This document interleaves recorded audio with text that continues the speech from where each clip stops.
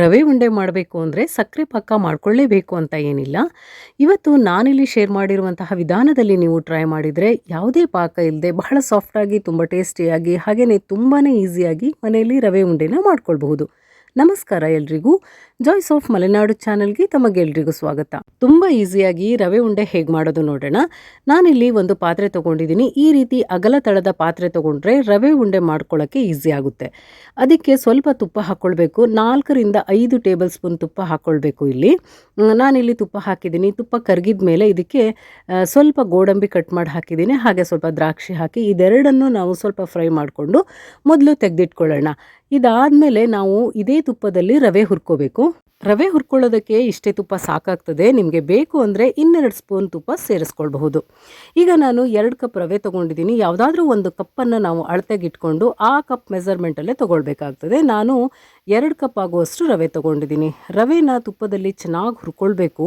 ರವೆ ಉಂಡೆ ತುಂಬ ಸಾಫ್ಟಾಗಿ ತುಂಬ ಟೇಸ್ಟಿಯಾಗಿ ಬರಬೇಕು ಅಂತ ಹೇಳಿದರೆ ರವೆನ ನಾವು ಈ ರೀತಿ ಹುರ್ಕೊಳ್ಳೋದು ತುಂಬಾ ಇಂಪಾರ್ಟೆಂಟ್ ಆಗ್ತದೆ.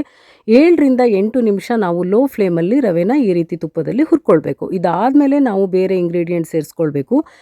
ಇದಿವಾಗ ಆಗಿದೆ ನೋಡಿ, ಕಲರ್ ಕೂಡ ಚೇಂಜ್ ಆಗಿದೆ. ಜೊತೆಗೆ ಇದು ಫ್ರೈ ಆದಮೇಲೆ ಒಂದು ಘಮಘಮ ಅಂತ ಪರಿಮಳ ಬರ್ತದಲ್ಲ, ಹಾಗೆ ಬರಬೇಕು ರವೆ. ಅಷ್ಟಾದಮೇಲೆ ನಾವು ಇದಕ್ಕೆ ಸ್ವಲ್ಪ ಕೊಬ್ಬರಿ ಪುಡಿ ಸೇರಿಸ್ಕೊಳ್ಬಹುದು. ಕೊಬ್ಬರಿ ಪುಡಿ ಇಲ್ಲ ಅಂತ ಹೇಳಿದ್ರೆ ನಾವು ಹಸಿ ತೆಂಗಿನಕಾಯಿನೇ ತುರಿದ್ಬಿಟ್ಟು ಮಿಕ್ಸಿಯಲ್ಲಿ 1-2 ಸಲ ತಿರುಗಿಸ್ಕೊಂಡು ತರಿಯಾಗಿ ಪುಡಿ ಮಾಡಿ ಕೂಡ ಇಲ್ಲಿ ಸೇರಿಸ್ಕೊಳ್ಬಹುದು. ಅಥವಾ ಕೊಬ್ಬರಿ ಪುಡಿ ಇದ್ದರೆ ಅದನ್ನೇ ಸೇರಿಸ್ಕೊಳ್ಬಹುದು. ಅರ್ಧದಿಂದ 3/4 ಕಪ್ ಆಗುವಷ್ಟು ಸೇರಿಸ್ಕೊಂಡ್ರೆ ಸಾಕಾಗ್ತದೆ. ಇದನ್ನು ಕೂಡ ನಾವು ರವೆ ಜೊತೆಗೆ ಚೆನ್ನಾಗಿ ಫ್ರೈ ಮಾಡ್ಕೊಳ್ಬೇಕು. ಇದು 1-2 ನಿಮಿಷ ಫ್ರೈ ಆದಮೇಲೆ ನಾನು ಇದಕ್ಕೆ ಸಕ್ಕರೆ ಸೇರಿಸ್ತಾ ಇದ್ದೀನಿ. ಸಕ್ಕರೆನ ಕೂಡ ಪುಡಿ ಮಾಡಿಕೊಂಡೇ ಸೇರಿಸ್ಕೊಳ್ಬೇಕು. ಇಲ್ಲಿ 2 ಕಪ್ ರವೆಗೆ 1 ಕಪ್ ಆಗುವಷ್ಟು ಸಕ್ಕರೆ ಸೇರಿಸ್ಕೊಂಡಿದ್ದೀನಿ. ನಮಗಿಲ್ಲಿ ಸ್ವೀಟ್ ಜಾಸ್ತಿ ಬೇಕು ಅಂತ ಅನಿಸಿದರೆ ಇನ್ನೂ ಅರ್ಧ ಕಪ್ ಸಕ್ಕರೆನ ನಾವು ಎಕ್ಸ್ಟ್ರಾ ಸೇರಿಸ್ಕೊಳ್ಬಹುದು. ಆದರೆ 2 ಕಪ್ ರವೆಗೆ 1 ಕಪ್ ಸಕ್ಕರೆ ಹಾಕೊಂಡ್ರೆ ಸ್ವೀಟ್ ಸರಿಯಾಗ್ತದೆ. ಹಾಗಾಗಿ ನಾನಿಲ್ಲಿ 1 ಕಪ್ ಸೇರಿಸಿದ್ದೀನಿ. ಹಾಗೆ ಪರಿಮಳಕ್ಕೆ ಸ್ವಲ್ಪ ಏಲಕ್ಕಿ ಪುಡಿ ಕೂಡ ಸೇರಿಸ್ಕೊಂಡು ಇದೆಲ್ಲವನ್ನು ಚೆನ್ನಾಗಿ ಮಿಕ್ಸ್ ಮಾಡ್ಕೊಳ್ತಾ ಇದ್ದೀನಿ. ಈಗ ನಾವು 1-2 ನಿಮಿಷ ಈ ರೀತಿ ಫ್ರೈ ಮಾಡಿಕೊಂಡು ನಾವು ಹುರಿದಿಟ್ಕೊಂಡಿರೋ ಡ್ರೈ ಫ್ರೂಟ್ಸನ್ನು ಇಲ್ಲಿ ಸೇರಿಸ್ಕೊಂಡು ಮತ್ತೆ ಮಿಕ್ಸ್ ಮಾಡ್ಕೊಳ್ಬೇಕು.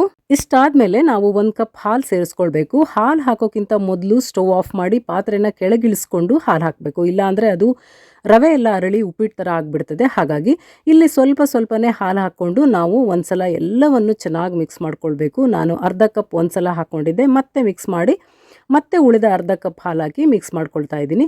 ಈಗ ನೋಡಿ ಉಂಡೆ ಮಾಡೋದಕ್ಕೆ ಕರೆಕ್ಟಾಗಿದೆ. ಸ್ವಲ್ಪ ಬಿಸಿ ಬಿಸಿ ಇರುವಾಗಲೇ ನಮಗೆ ಬೇಕಾದ ಸೈಜಲ್ಲಿ ಉಂಡೆ ಮಾಡ್ಕೊಳ್ಬೇಕು. ನೋಡಿ, ಈ ವಿಧಾನದಲ್ಲಿ ಈ ಅಳತೆಯಲ್ಲಿ ತೊಗೊಂಡ್ರೆ ಈ ಥರ ರವೆ ಉಂಡೆ ಮಾಡೋದಕ್ಕೆ ಕಷ್ಟನೇ ಆಗೋದಿಲ್ಲ.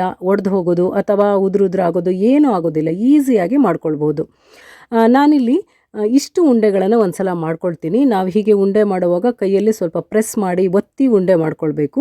ಇಲ್ಲಿ ರವೆ, ಕೊಬ್ಬರಿ ತುರಿ, ಹಾಲು, ಸಕ್ಕರೆ ಇದೆಲ್ಲವನ್ನು ನಾವು ತುಪ್ಪದಲ್ಲಿ ಹದವಾಗಿ ಹುರಿದಿರೋದ್ರಿಂದ ರವೆ ಉಂಡೆ ತುಂಬ ಸಾಫ್ಟಾಗಿ ತುಂಬ ಟೇಸ್ಟಿಯಾಗಿ ಬರ್ತದೆ.